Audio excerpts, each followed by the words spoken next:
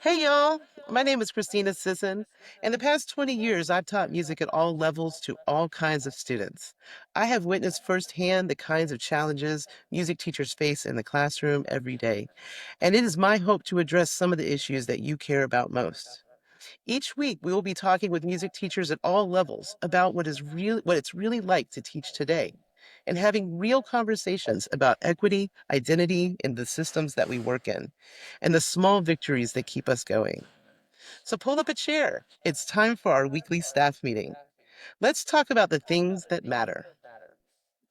Today, I'm going to be chatting with Edward Ercilla.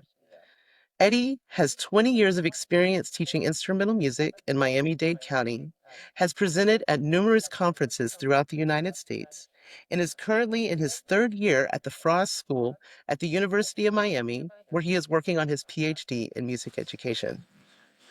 I have invited Eddie here because of his research and advocacy for students with disabilities, a topic that is very personal to him. Welcome, Ed. Thank you. Thank you for having me. So I was Always a wondering if you pleasure. could just maybe start off by just telling us a little bit about yourself and kind of what sparked your initial interest in working with students with special needs.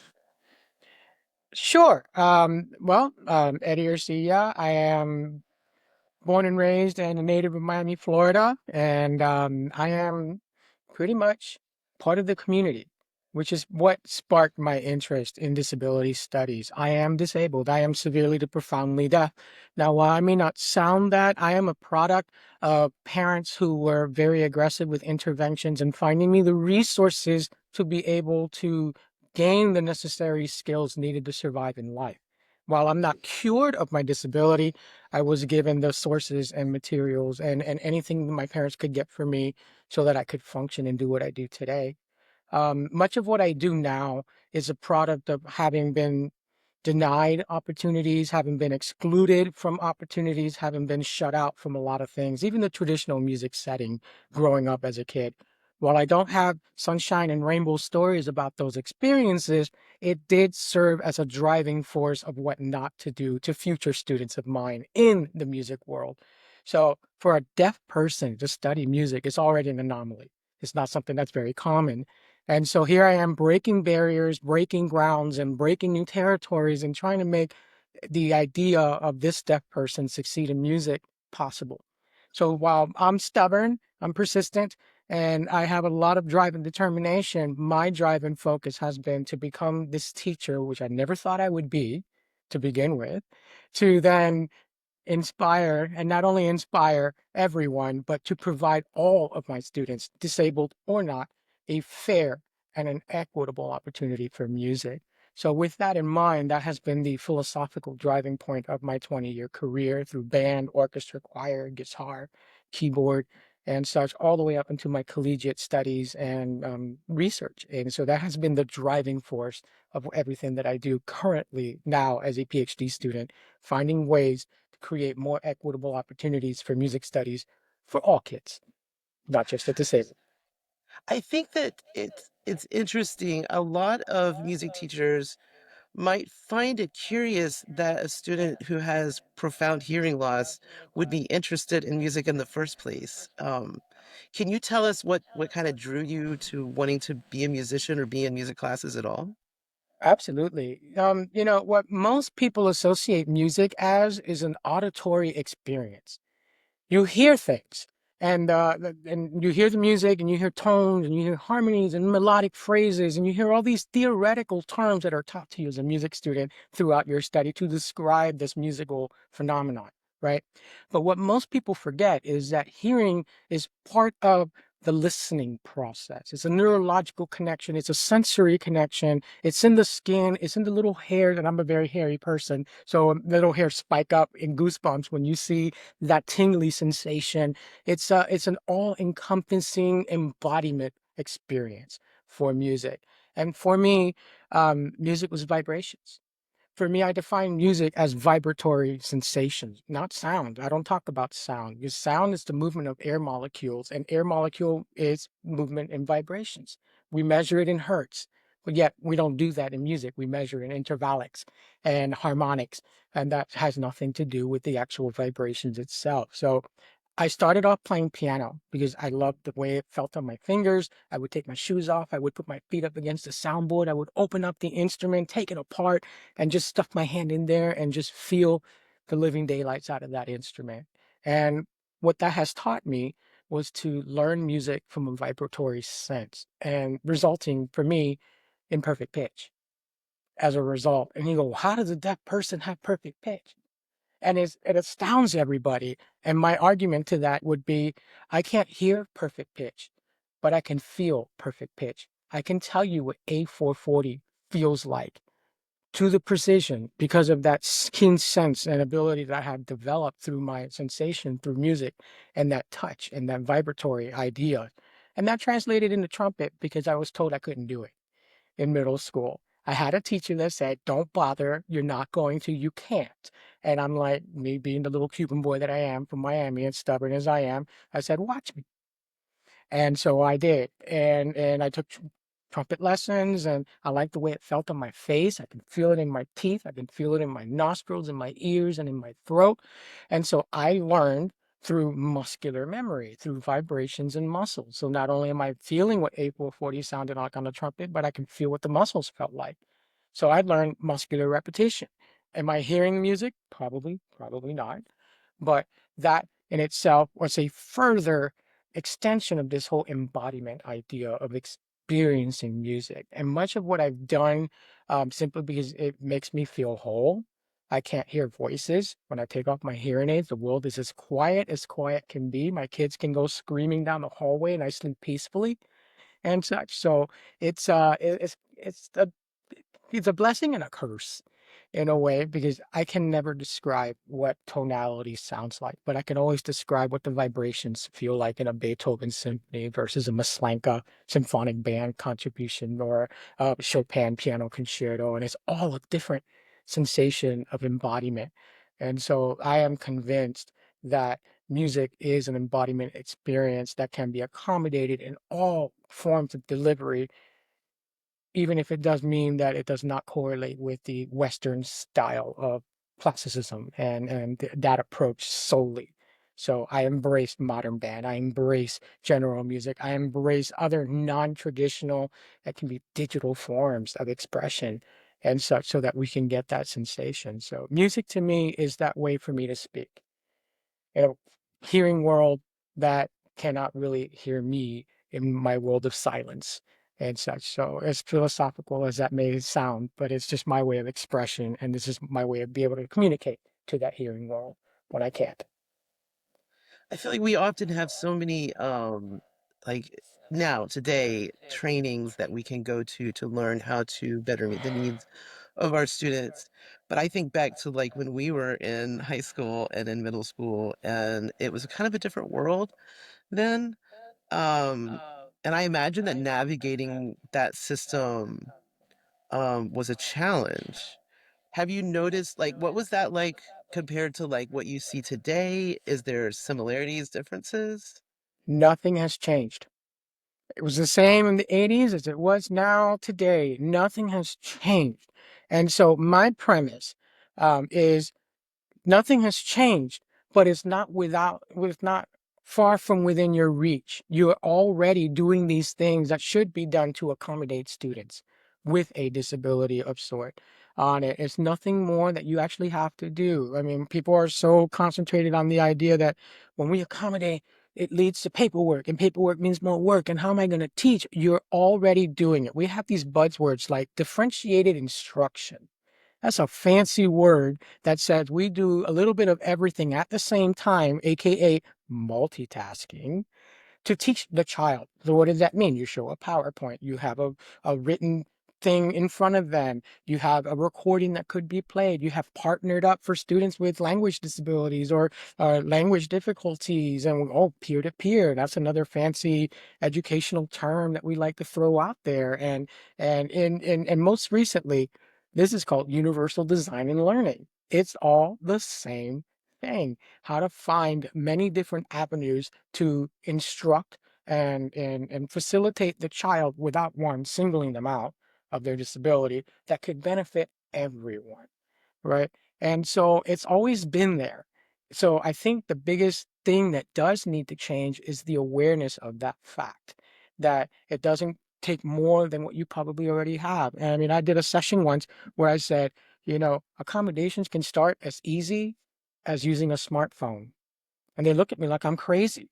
And I'm like, no, because with this smartphone, you can download all kinds of apps that can accommodate sensory disabilities, that can accommodate hearing disabilities, that can accommodate visual disabilities. That there are things that an iPad can do.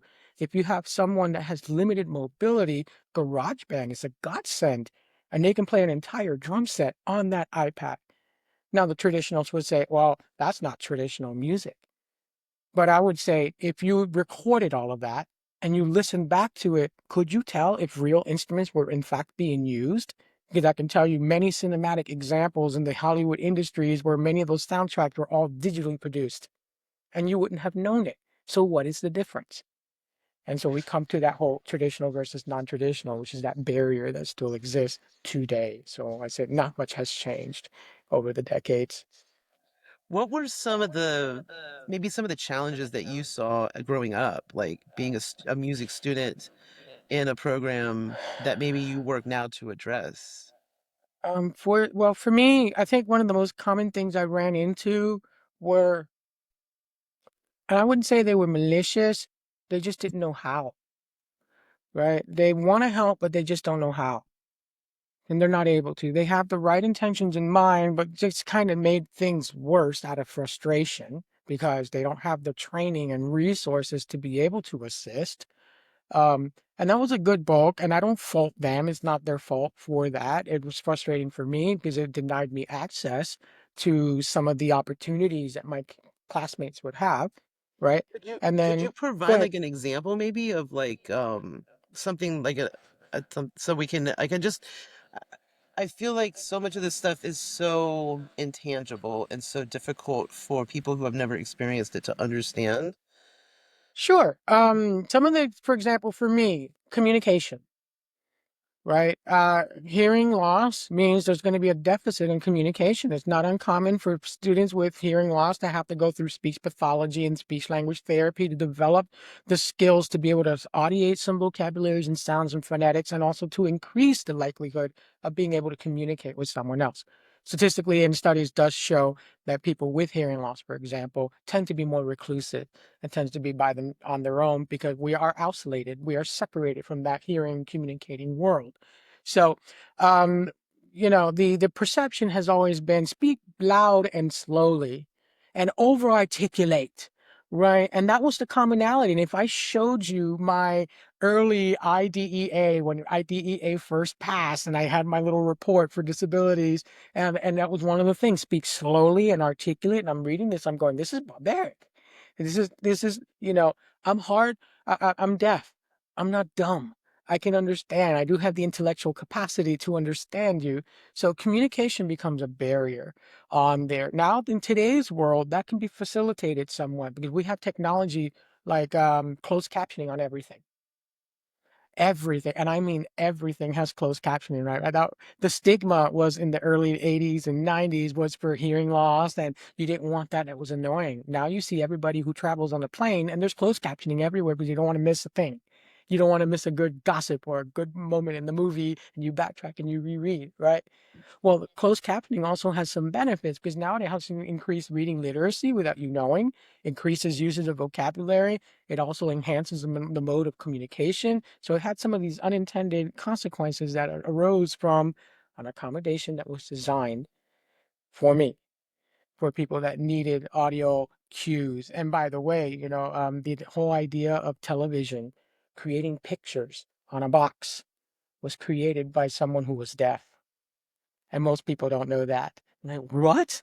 The idea of creating moving pictures in a box so that deaf people can see the action of what was happening created a historical landmark in technology for the world and that such. So I think those are some of the most tangible things you can come across. I mean, and for the most part too, I think part of that is the stigma of disabilities, right? As a disabled child, I was this poor thing. Poor me. What do we do with you? boy, you're so fragile. I'm not fragile. I was the first one to get in trouble. I was the first one to get kicked out of class. If I was a troublemaker, I was hyper, I was joking. I had fun. I had lots of fun as a kid. I had my fair shares of being grounded as a child. So this didn't work, but everything else was fine. So with that stigma, I was always set aside. I was dealt with differently, therefore included, but not included because I was different. Something about me made it seem awful and not cool. And you didn't want to be that kid. You didn't want to be isolated as that one. So I found myself separating myself from my class in a lot of cases because of that feeling that I wasn't part of something because something was wrong with me and everybody else was normal. Those are some of the things that still happen today with a lot of people that do not understand how to interact with disabled people. And disabled is not a bad word, by the way. It's a great word to use, a neutral term to use. It's fine to say that for all folks who are disabled. But I think I've seen that. Like there's I mean, in just everyday life, there is a real disconnect between people with disabilities and people without.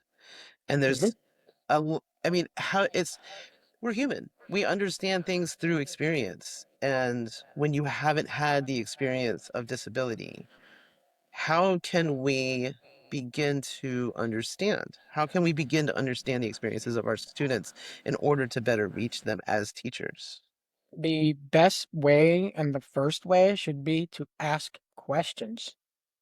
Just ask if you don't know. And I tell everybody that has a conversation with me, and when a child taps on my arm and says, "What are those?" and they point to their ears, and I'm like, and they're like, "Don't do that, don't do that. That's so rude." I'm like, "What's rude about it?"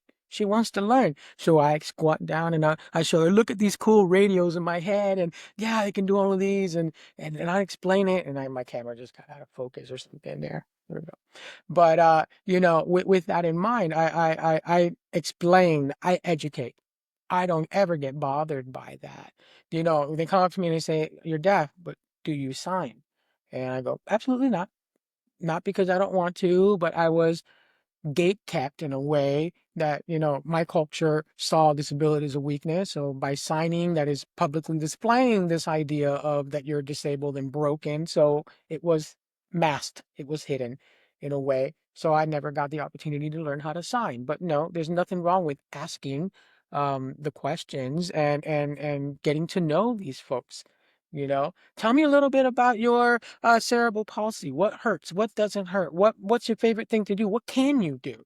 There's nothing wrong with asking and engaging a conversation with the person with disability to see what they can and cannot do within their limits. Because oftentimes, as educators, we get an IEP and it has a list of things they can and cannot do, or what they perceive the child can and cannot do. And so, therefore, we go by that, but nobody's ever bothered to ask the child, what would you like to do? How does that work? And therefore, what can we do to spread those wings? What can we push boundaries on? What would you like to play? What makes you smile? And you'd be amazed at how much more positive that will have on that child's experience when they now have a voice with their experience in there. They get to voice a contribution and not be told you're going to sit there and smile and look pretty. But they get to do more than just sit there and smile and look pretty. They get to actually participate and engage. I think That's that's the best something maybe we first step. forget with I think that's what we forget with all of our all of our students sometimes that we can talk to them. We can actually engage them as individuals and learn who they are and what they're about and what they're interested in. Absolutely. All right. Can we get it fixed? Sorry. We'll just cut this out. Sorry. My camera's like out of focus for some bizarre reason.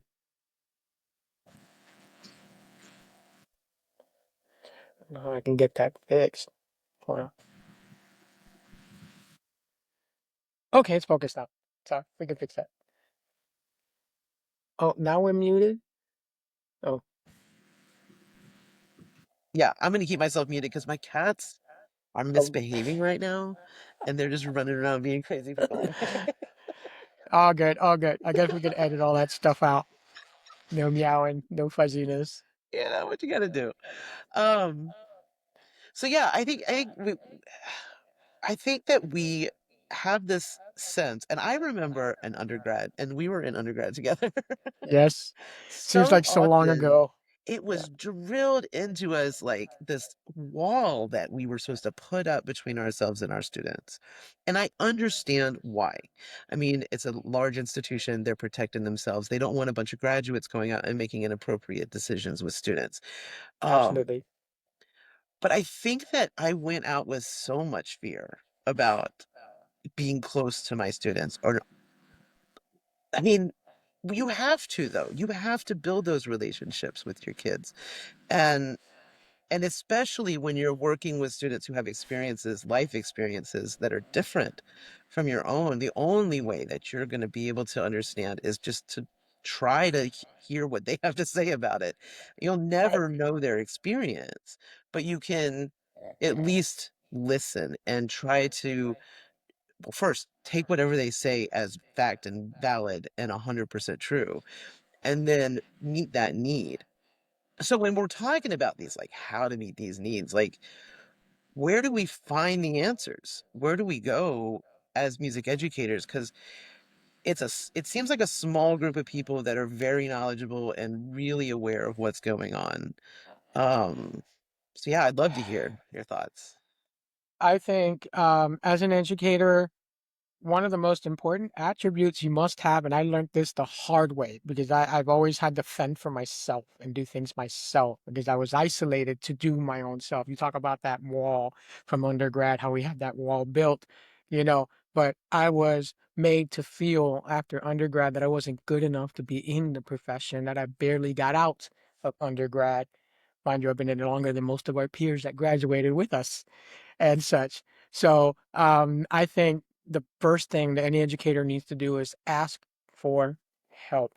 Find the resources. There are organizations out there that can assist. There are non-for-profits that can be assistive that are available now with social media and internet, and Facebook was brand new when we were in undergrad, still relatively fresh off of its whatever it was at that time.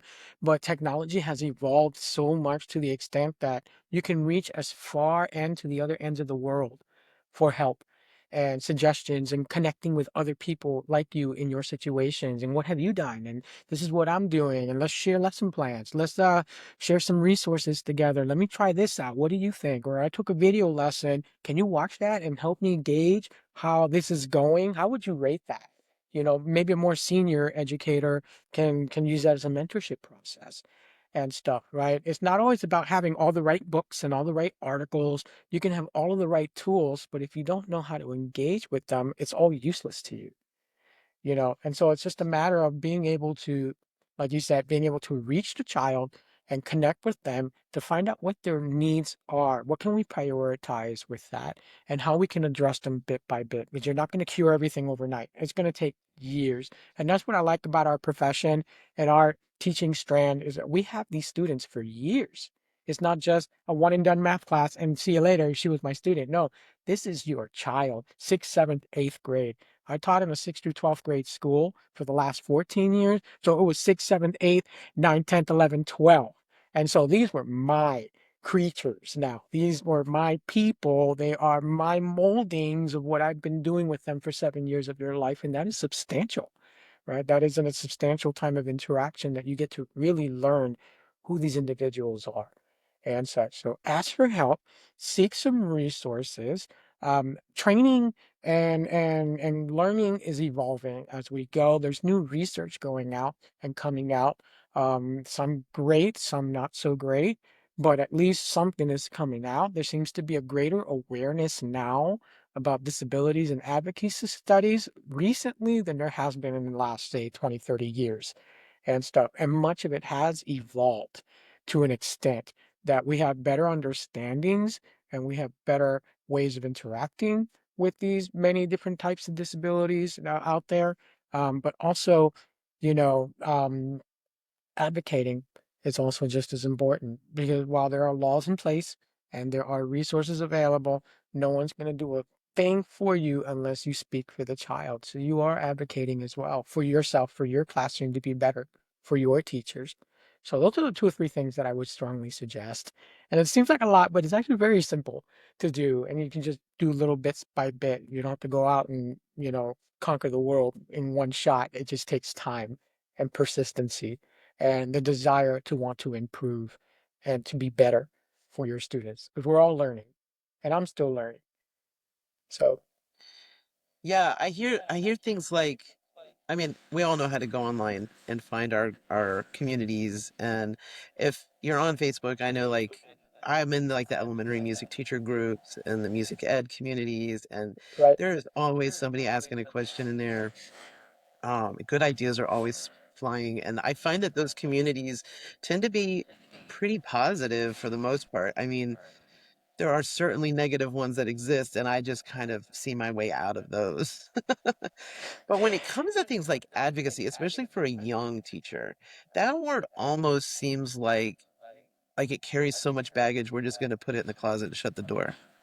Yeah. I, how does can you kind of guide, maybe like, let's say we have like a second year teacher who has no idea Uh, what that even means. What does that look like? advocacy. Advocacy can be a number of things. From a curricular standpoint, advocacy could be what you choose to teach your children, what you choose to expose them to. We often in the band world talk about incorporating more compositions from people of color and diversities and different ethnic backgrounds and such to provide a more rich engagement of the varieties of music. So advocacy could be a curricular decision on what's being covered and what's to what extent. We are determined, dictated rather, by our curricular demands by the state and school districts, I understand, but you still have the ultimate say as to what can be exposed to the students. And I take that as a very important thing for my students. And every year something different and a different theme, something that I want to stress, maybe something that's happened and I want to emphasize, societals, whatever, for that particular theme. So that's one way to advocate. Another way is community involvement, getting parents involved, because part of education, and especially music education, is to educate your parents. What's happening in the classroom? How does it work? When I do my first band concert for my first year students, we do what I call an informant. And basically, how do we start class? When do we pick instruments? What does it sound like when they buzz for the first time? And they think it's the funniest show, it's the cutest thing ever, right? And then I demonstrate that. And then we demonstrate posture, instruments up, instruments down, instruments up. And then we make it funny. I look away, turn around and back up they go, and they're laughing. They think this is comedy, but this is my reality every day. I'm teaching order. I'm teaching structure. I'm teaching following directions. I'm teaching working with 80 people in a classroom with noisemakers and doing things at the same time. That's classroom management. But I'm educating my audience. So that's part of my advocacy right there. It's not just come to music class and we're waving our arms nice and high, singing kumbaya and it's magical music time. No, this is work, right? So they learn what's happening. There's order, there's structure. And then, hey, I play a recording of their first day playing their first note on the loudspeaker. Ladies and gentlemen, this was the most glorious first day I've ever had in my life with your child. And they think this is going to be miraculous. No, you hear 1, 2, breathe out, breathe in, and the first glorious sounds of buzzing and honking and squeaking and it's loud and they're laughing. And then after 3 months of tears, and they're not tears of joy, ladies and gentlemen, it's tears of agony and pain, we finally get our first note and it sounds like this on stage. And they're applauding, oh my God, that's miraculous. That's wonderful. This is outstanding. You're such a miracle worker. And I go, I know. I know. So now we're going to play some songs for you. And then Mary Had a Little Lamb and Baba Black Sheep and Twinkle Twinkle and Jingle Bells. We have to do Jingle Bells in December, right? And so I'm training my audience on what to expect, right, with their child. That this is the process, step 1, step 2, step 3, step 4, so that they have their expectations in line with me. So now I'm advocating for my program. So year 2, step 5, 6, 7, 8, but I'm advocating for my program so they stay on track with me so that they understand. And when they do understand what's happening chronologically with my program and they see the progress of their children, they're better able to help advocate for you outside your classroom about your needs. Hey, they're working so hard on making their scales sound great, but they're working on subpar equipment and we need funding for this A, B, and C. Or, Susie needs some adaptive instruments because she's having trouble now with a full-size flute and I need to be able to plug them in plateau keys or get a flute holder. And we need these resources that they understand. what their child is going through in the learning process. And it's not just, oh, it's music class, it's fun time. They honk and tweet and twat and bang on some drums and boom, boom, boom, and everybody's, having a grand time. Right. So the community involvement. And with that comes with other organizations and PTAs and booster groups, or maybe you find a non-for-profit that wants to collaborate. I never say no to outside collaboration because you never know. You never know. One year this led to a $20,000 donation to my program because the guy used to be a band kid growing up. And it just hit a spot, and we had a performance for this medical program that he has. And he was like, call me next week. I'm going to give you a check to help you out. And I'm like, absolutely. So advocacy, communication, right? And then there's advocacy for your students. You are their first in line. You advocate when kids don't have a voice because kids are taught not to speak up. I teach my kids to speak up for yourself every time. If you're hot, I'm hot. If you're cold, I'm cold. This isn't right, or something's wrong. I feel this. Advocate for yourself. But sometimes kids aren't allowed to do that. They're viewed as disruptive. They're viewed as rude and disciplinary problems. No, when a child acts out, it's because they have no other way to respond anymore. They have been negated for so long. So as a teacher, we advocate for our students to say, something is up. Susie needs this. This is what I'm seeing. And this is indicative of maybe we need this resource. Maybe we need this help. We need someone to come in and help me help her, and vice versa. So advocacy can be a variety of things. It's not necessarily a political word, which most young educators associate with. And me, I said something, it's not about the politics. While we may agree or disagree with our political environments of where we are, unfortunately, our job is to educate and try to keep all that stuff out. But within that education process, we do have to provide. And that's where I keep coming back to this theme, provide a voice for our students. Because as we accommodate, yeah, we help and we stick them in, but they're still not heard. They're not at the table and they're still not contributing. So that's really where that fine line comes in between that. And advocacy is a great way to cross that and enhance that and improve situations for that child and the teacher. Absolutely. I mean, kids kids have less than a voice in a school. And I know that in a lot of cases the deck is definitely stacked against them. So um I think back to like my experiences of going to marching festivals or concert festivals or events where you've got multiple musical groups from multiple schools in one place at the same time. Yep.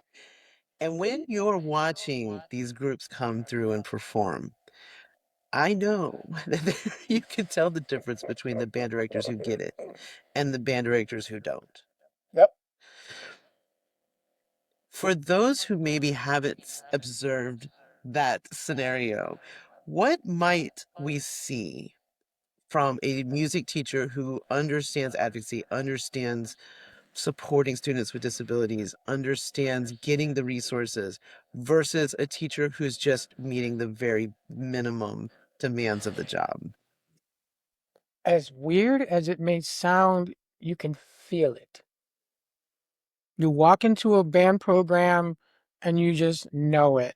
The kids are engaged. They are actively contributing. They're not just being told what to do, but they're including input on their side of what they can do. So it's a matter of, not me, these are the things you got to make better and go home, practice and come back and do it. But they say, these are the things you need to improve. Now go home and practice. And then you come back and say, well, I practiced this and I realized that I can also do these other things that could probably help. And if it does, outstanding. If it doesn't, thank you for that contribution. We'll save that for another type of piece that might work. But it's not a discrediting of, oh no, that you wasted your time with that, throw that out, but rather outstanding. You discovered something new. And so therefore, let's find something to put that to work later. This song doesn't do that, but no problem. We'll put it on a little save box for later.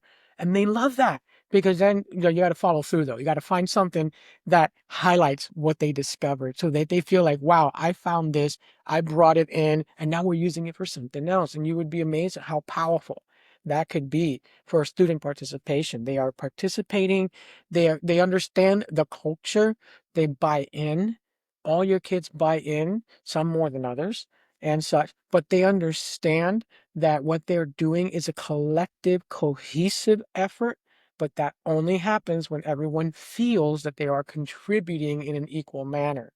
It's not top down, but it's all around, right? I often tell my kids a good leader doesn't dictate and give commands.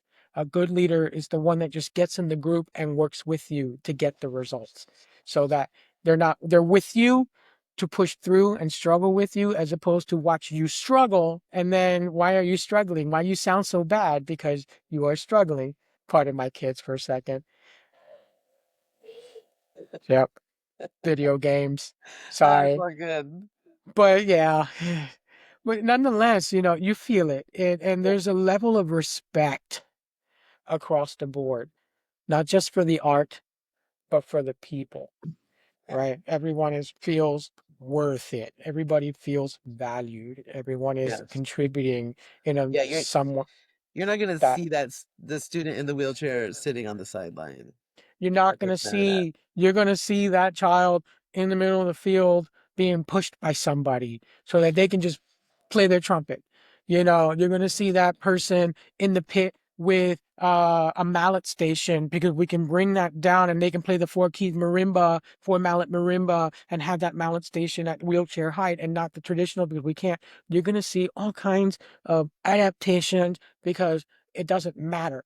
And if it's traditional, wonderful. If it's not, who cares? I don't care who I upset if it's not traditional. Because for me, the experience of that child is way more valuable than a traditional bassoon part on a concert stage. And true story, I had someone play it on an iPad.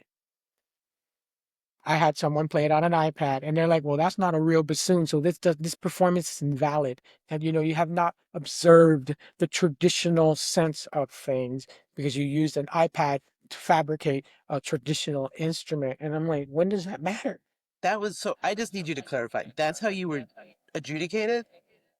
I was given an adjudicator who had issued with me using digitized instruments to fill in parts because the player was no longer there for a medical emergency of some sort. I had adjudicators tell me, and this is what drove my desire to leave the classroom and start presenting and educating because my hearing aids have blacked out, died of my worst nightmare ever happened on that day. And it was sweaty and it got wet and they died right before that downbeat. The kids saw the look on my face. I looked like I was about to bawl. I was completely in the dark. I could not hear anything anymore. It doesn't matter. And I'm on this terrible stage with horrible acoustics. And the orchestra, the band, the ensemble itself, um, they tried to keep it together for me. They knew I was in panic mode, but it all fell apart completely. We got straight goods that year.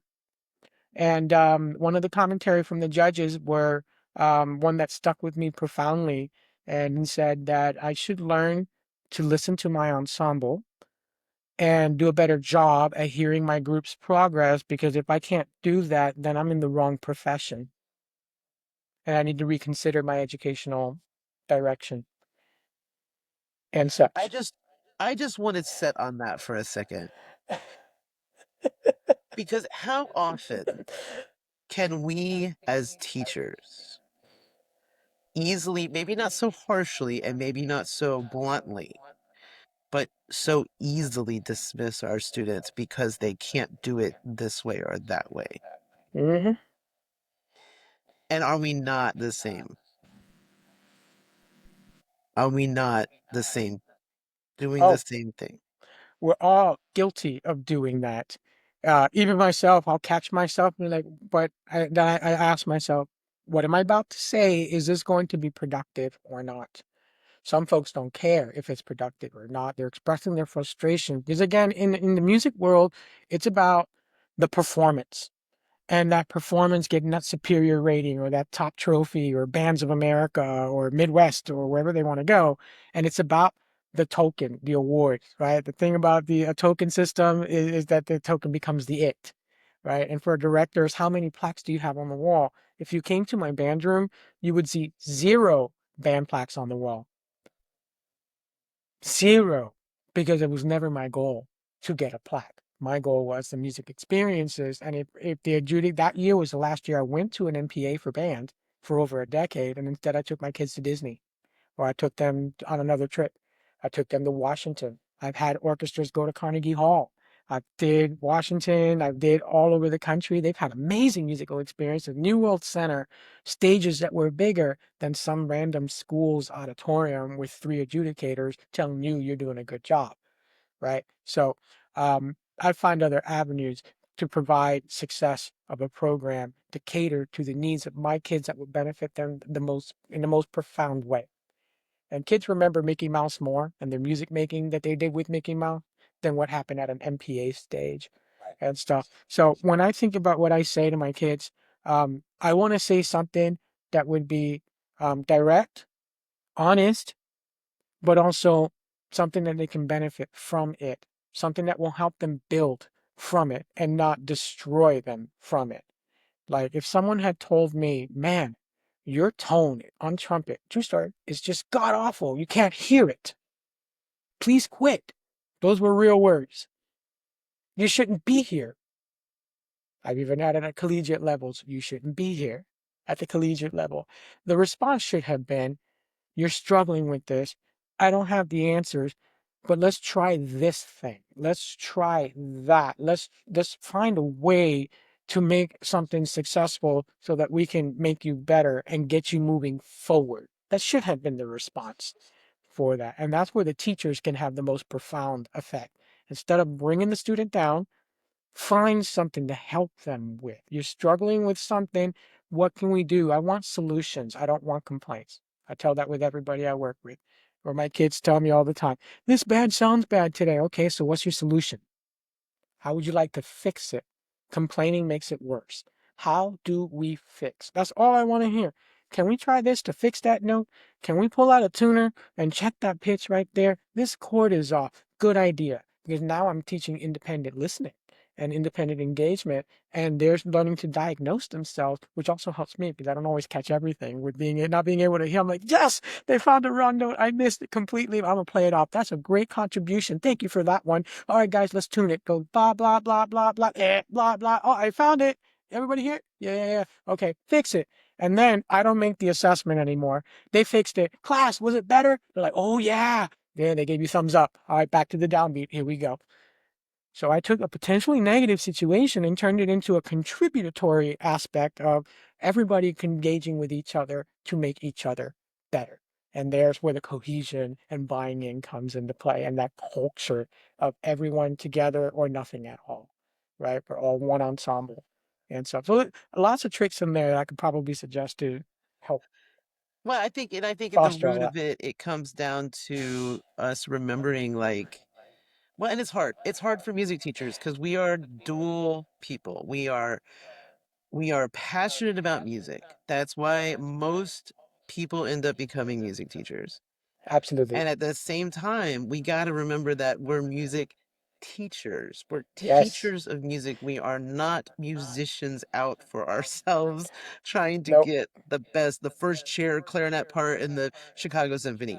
No, our focus now as teachers has to completely shift from music being the end all be all goal that now it's about the But kids themselves. that's the problem with our profession right now. This is what I'm wrestling with, and this is where I kind of rail against this because music education has always been about commercialism. I mean, band historically has always been about selling instruments and band concerts out in public in the early 1900s, marching band, right? And then it became football and the incorporation of bands in the traditional school setting because it was a commercialistic thing for a competitive outcome, right? MPAs, festivals, competitions, Bands of America perpetuate this a lot. I think they changed their names now, and such. But prestigious festivals, this prestige, right, is that ultimate prize.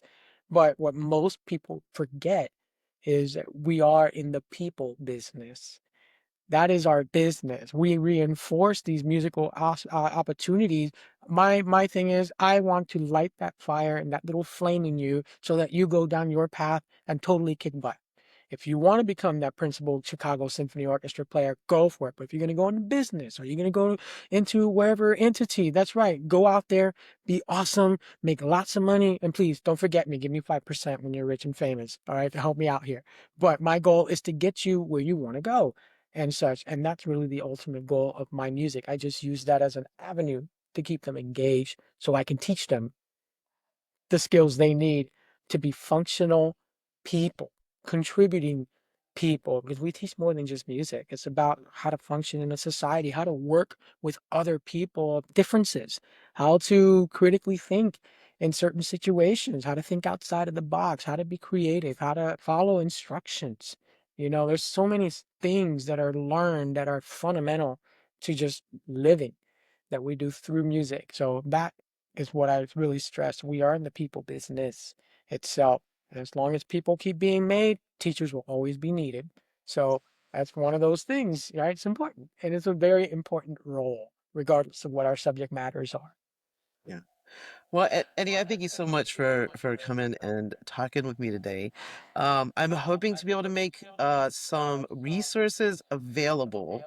I'm hoping that they will be in the description of this episode. Sure.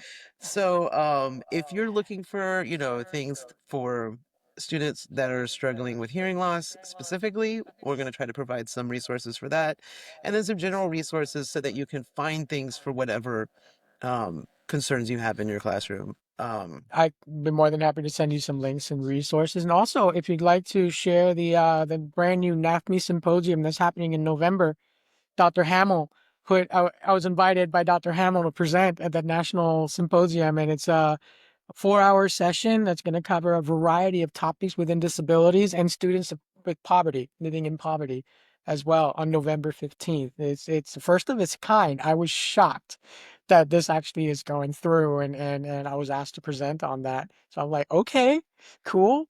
Well, But I think congratulations. thank you. I appreciate it. I'm still in awe seeing that posted on NAP. I'm like, me, like that, me by Dr. Hamill? No, wow. Like, okay, I guess she likes me, you know, but I guess I'm doing all right. Well, that's But awesome.